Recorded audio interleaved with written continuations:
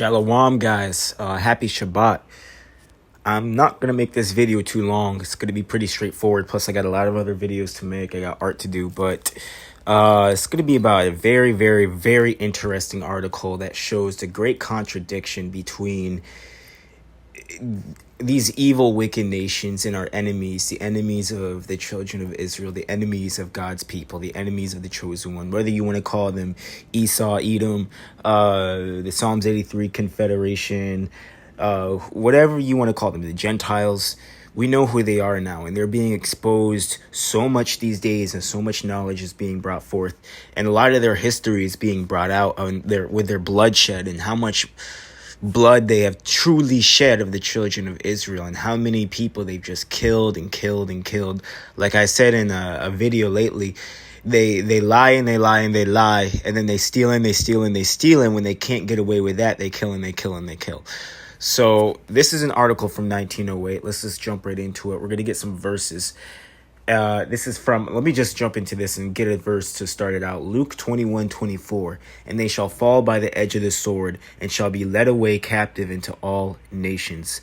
I'm going to jump right up into here as well, into the testaments of the 12 patriarchs. Ye shall make your daughters singing girls and harlots, and ye shall mingle in the abominations of the Gentiles. For which things' sake the Lord shall bring upon you famine and pestilence, death, and the sword, beleaguering you by enemies, and revilings of friends, the slaughter of children, the rape of wives, and the plundering of possessions. They shall advance in evil and covetousness, uplifted. There shall be false prophets, and they shall persecute all righteous men. And the Lord shall bring upon them divisions, one against another. And there shall be continual wars in Israel. And among men and another race shall my kingdom be brought to an end. It's from the testaments of the 12 patriarchs. Until the salvation of Yasharel shall come, until the appearing of the God of righteousness, that Jacob and all the Gentiles may rest in peace. And he shall guard the might of my kingdom forever. For the Lord sware to me with an oath, that he would not destroy the kingdom from my seed forever. All right, so let's jump into this article. Like I said, this article is from 1908, and it's titled Border Ruffians. I'm going to jump right into it, okay? The gunplay men of the plains and the mining towns, the thugs, the ruffians, and the rowdies of our large cities, these are talking about Caucasians. In another article I read in another video, it called them Anglo-Saxon savages. All right, let's continue. Who are only held in check, and not always then, by the fear of the rope or bullet. Not long ago in a Georgia village, a brutal Negro was burned alive in a village square. Men and women, young boys and girls, children even, filled the square. As the agonizing shrieks of the burning man rose above the crackling wood and the shouts of the torturers, the crowd began to laugh at and jeer the roasting man in his awful agony. When the flesh was burned from the body, and the fire over the charcoal bones was extinguished, the crowd of men and women, boys and girls, broke up the bones and carried the pieces home as souvenirs. Were these people civilized? Well, most of them went to their church the following Sunday and heard the preacher approve of the Holocaust of the Holocaust. We're only told about one Holocaust. We're only told that one group of people went to the Holocaust. Now, that's a whole nother video we can get into about them stealing our story and them pretty much taking our persecution and making up a whole false thing during World War II to make it seem as though they went through a Holocaust. But let's continue. Well, most of them went to their church the following Sunday and heard the preacher approve of the Holocaust as a preventive necessity. Which of the three, think you, the ignorant Negro, the mob, or the preacher, was nearest to savagery? There was a law in the statutes of their state to punish the Negro's crime, but they were impatient of the law's delay, and moreover, they missed the fun. You're going to see that, and I have over hundreds and hundreds of lynching articles, and in majority of them, they are ripping the Negroes out of the cell. I was just reading one about how a black woman was ripped out of the cell. These people are burning down city quarters. They're burning down Capitol buildings. They're burning down whole entire jails. They're burning down stores and blocks just to get to one Negro who has not even gone through the court system yet to kill him. This is a very common practices of them. Like, and as this article says, they would miss out on the fun. They don't want him to go to court. They don't want him to go through a jury. They don't want him to be convicted. They want to kill him. They don't care if he's innocent or not. They heard he did something bad and we're going to lynch him. We're going to burn him at the stake. There's a law on the statutes of their state to punish the Negro's crime, but they were impatient of the law's delay, and the people in our midst of refinement, many cultivated and outwardly polished, who are savages at heart. Civilization is in us, not outside us. No, it's not in you. Now, right underneath this article that I just read, get this, there's another article titled The Color Races. The yellow, the olive, the copper color, that's us, and the black are inferior to us. Not because of their color or any original defect. Well, you guys say it's not because of color, but you guys sure do put up a lot of signs in these times saying no blacks allowed and no darkies and being black is a curse and having dark skin is a curse. So again, you guys lie and you lie and you lie, like I said. Or any original defect, but because they have long ago departed from primitive civilization, or the norma of the species, approached nearer to the animal, and therefore, like animals, have become more or less subject to the action of the elements. But these races, under favorable conditions, can be elevated to civilization, and a very high civilization, yet it takes time and a long time. And it continues on page 5. So we just read the article above talking about how these people took a Negro that wasn't even convicted, that they didn't know if he committed the crime or not, tied him down to a pile of wood, lit him on fire. Men, women, and children, and little boys and little girls all came and watched and laughed as this Negro was burned alive at the stake. After the body was done burning, they took his bones as souvenirs and then went to church. And then their pastor excused the Holocaust, saying it is a preventive necessity. And then right underneath this, they tell you that the yellow, the olive, the copper colored, and the black are inferior to us. And then say that we are closer to animals than they are. And that they need to guide us to become a better civilization. Unfucking believable. Let's jump over here. And I'm going to read some more verses and read one more article, I think, to kind of just finish this off. And this article is titled Wise.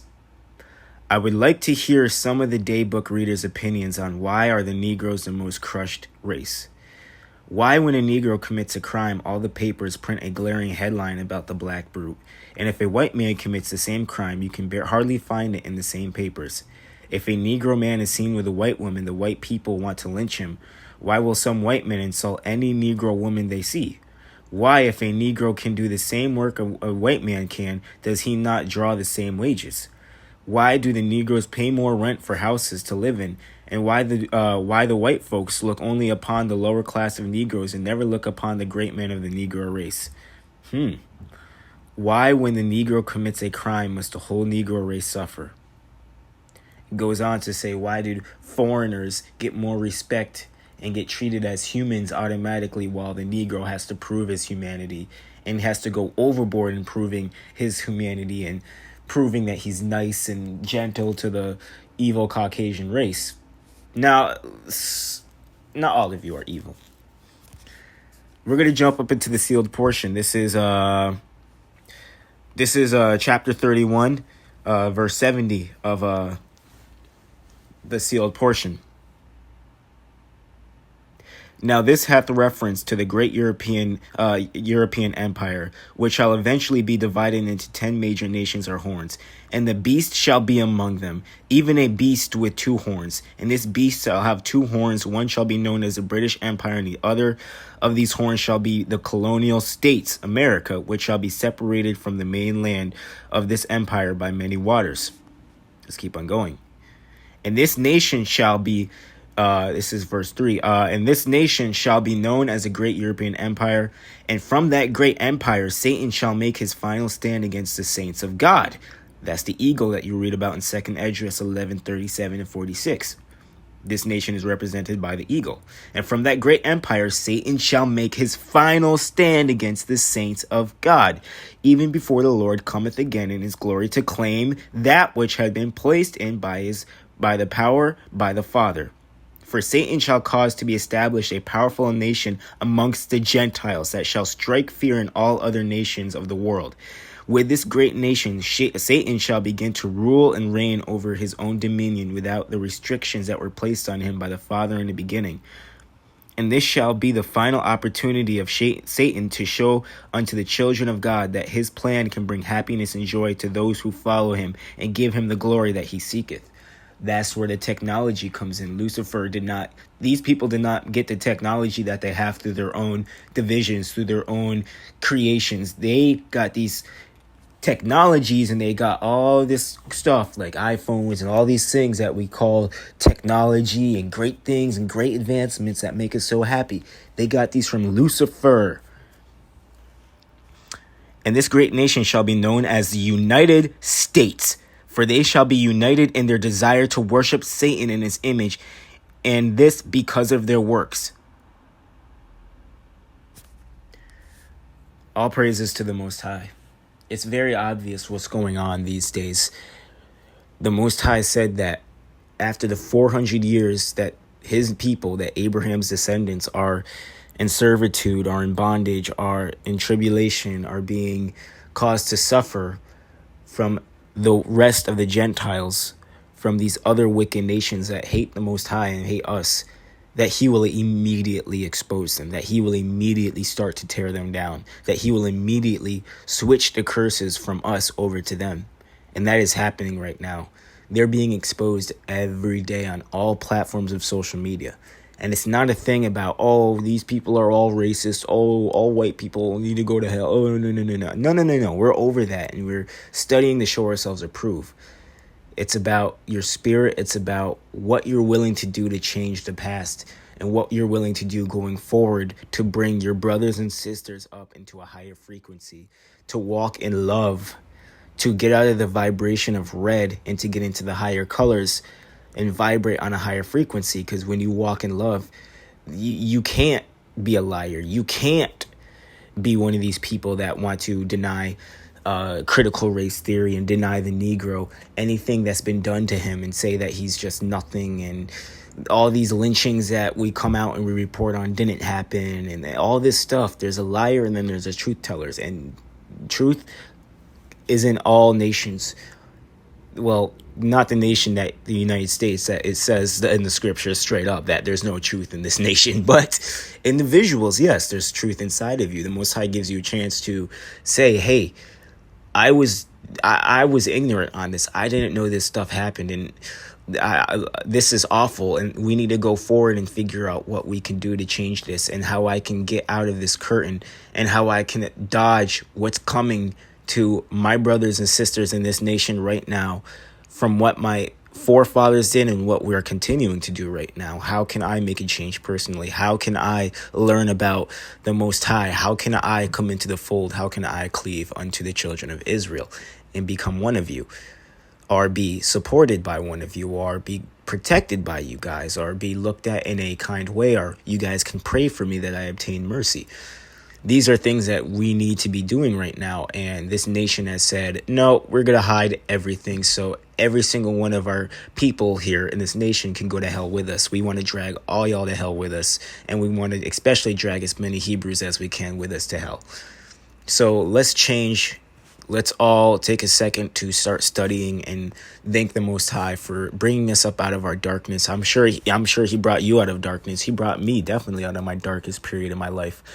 And he's woken me up to so much truth and used so many people to just teach me things. And I've learned so much. And now I'm just a walking, talking. It's like I'm just hitting the books every day. I'm hitting books and I'm hitting newspapers and I'm hitting everything I can. And I'm hitting the scriptures to connect everything I can. And I'm studying to show myself approved. So Shabbat Shalom. All praises to the Most High.